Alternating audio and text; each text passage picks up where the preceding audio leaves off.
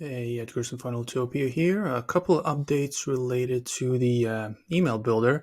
So the first one is related to padding the elements. So if you click on an element, essentially you can, when you set padding to 0, there will be no like gaps still left. When you set it to 0, it's going to be 0. So let's click on here. Let's scroll down. So let's say we set this to 0, right? So and this one is set to 0 as well, lower padding.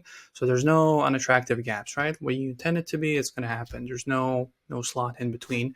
Maybe in this case, it's not like the best example, but just to show you the functionality that there's nothing. If you want it to be 0, it's going to be 0. And as for the second one, you can provide custom values within hyperlinks. So over here, let's say for example's sake, we want to hyperlink this text. Let's select it over here, right? And then we have like a URL.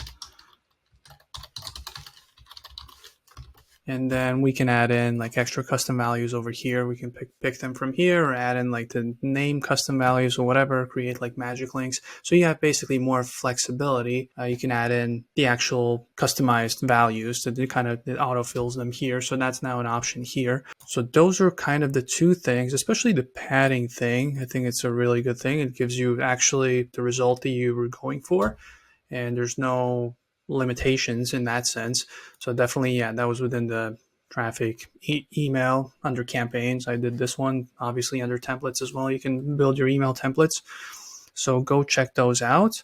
If you have any questions about the email builder or anything else Funneltopia related, over here at the bottom 24/7 chat support, let us know. We'll make sure to respond as quickly as possible. But yeah, if you don't have any questions, I will see you in the next video. Bye.